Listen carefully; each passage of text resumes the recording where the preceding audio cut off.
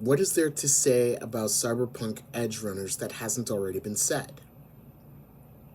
It won Best Anime of the Year. It's based off a popular video game, Cyberpunk 2077. As someone who never played the actual game Cyberpunk 2077, this was a cool anime to see based off of a video game. I very much enjoyed it. And I found myself thinking about two questions that I believe the anime asks the audience. Let's dive into it. This is Cyberpunk. Cyberpunk Edge Runners takes place in the year 2077. It follows the story of the Edge Runners crew, comprising of David Martinez, Lucy, Kiwi, Dorian, Becca, and Maine. It is explained through the anime that if you are not wealthy or rich or do not work part for a corporation, that you are at the bottom of the food chain. If you're someone like David Martinez, there is no hope. David Martinez comes from the low rent district of Night City. His mother is a single mother and tries to do everything she can to provide for him. In secret, she is also an edge runner working for Maine's crew. But we'll talk more about that later. David is forced to mature rather quickly within the first 2 episodes. He starts off as being somewhat of a delinquent who only enjoys watching VDs, which if you've played the game Cyberpunk 2077, you'll know what that is. Not only that, but he's also a bully in school. He's also being bullied in school, excuse me. He's being bullied simply for the simple fact that he is from the low rank district and that all the other students come from high society and nobility. And this says a lot about the environment of Cyberpunk Edge Runners. If you look around Night City, it is filled with skyscrapers. Wealthy. It's heavily influenced by other anime tropes, I would say, such as Bubblegum Crisis or even The Big O. The rich live in fancy skyscrapers along with the corporations, while the poor must live out on the streets trying to make a living. When David's mom is killed in a car crash, he is forced to realize how cruel the world can be. Because his mom didn't have very good insurance, he wasn't able to afford the full treatment that would have made her survive. And she dies in episode 2. In this moment, David is forced to make a choice. Does he stay the way he is, or does he grow stronger? He chooses to grow stronger, but instead of doing things, I would say, the hard way and probably going through and working his ass off, he decides that he wants to get cybernetic implants. The same cybernetic implants that his mother at one time as an edge runner was trying to steal from Maine's crew. he's able to successfully have the implants put in. And this is his gateway into the Edge Runners crew. He meets a girl named Lucy, and it is through Lucy that another question is posed to the audience. The first question you might be wondering is what it is there hope? I will answer both of these, so I ask you to please stay to the end of the video. In the anime, we learned that Lucy was a kid who was experimented on with a bunch of other kids. They wanted to see if they could connect to the net. Lucy was an experiment. She's a diver. She is an edge runner.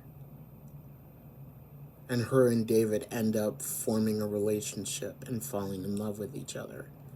Lucy's dream is to go to the moon and to be free of Arasaka City. Arasaka is the company that controls all of Night City. David, being in love with her, wants to help her achieve her dream. But not only that, but he also wants to carry on the wishes of his mother and also carry on the expectations that the leader of the crew, Maine, has for him.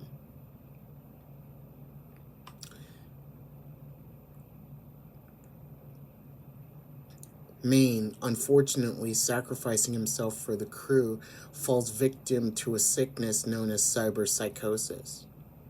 It's basically when your body can't handle all the cybernetics that you put on it. It's like overstressing your body. What's cool is, in a way, is that for implants, it's like you have to take immunosuppressants, which is something I know very well. I'll get into that another time. Anyway, David soon becomes leader of the Edge Runners. And he begins to go down the same path that Maine did, using any cybernetics he can get to make himself stronger, hoping that this will help him and Lucy reach her dream. At the end of the series, Lucy is the only one that is able to achieve her dream and is the only one that is able to be free. David is not with her. And so here comes the two questions, maybe three, depending on how you see this video. Number one, is there any hope of getting out of the situations that we place ourselves in, or maybe that we are born into? Is there any hope of ever achieving our goals that others have for us and the goals that we place upon ourselves? My answer to that is yes. It takes hard work, and it takes a good support group to stand behind you. The next question that is posed to us as the audience is, what is freedom? And is freedom even possible? If we look through the eyes of Lucy, she looks at David because David gave her the hope of getting to the moon and achieving her dream and being free. She cries at the end because she wishes David could be there with her.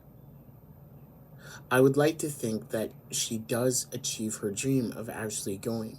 And even though David isn't with her, she is still happy because she knows that he is there with her in spirit. That they both are enjoying the moon, the freedom, wherever they are.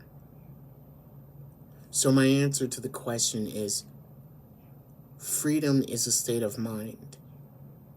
How you choose to manifest it or how you choose to enjoy it is entirely up to you.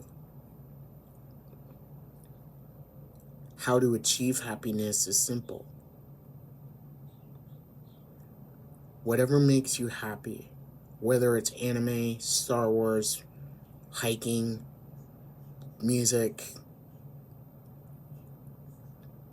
mathematics, whatever, even driving, whatever makes you happy, whatever puts you in a good feeling state of mind,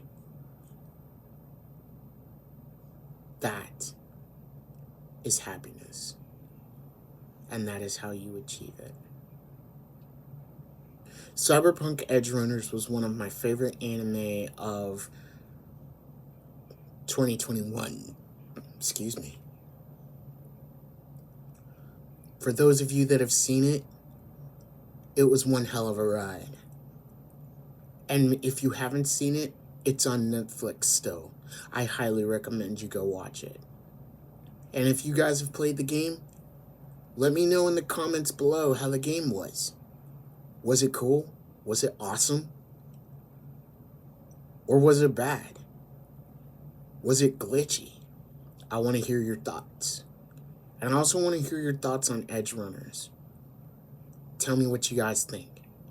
Did you guys like it? Did you guys hate it? Have you guys seen it? Are you going to get around to it? Anyway, thanks for checking out this video, guys. It's always fun to be here in the dojo. And please like, share, and subscribe. And leave a comment on your way out. Hit that notification bell so you will know when I post another video. And I will see you guys in the next one. Ciao.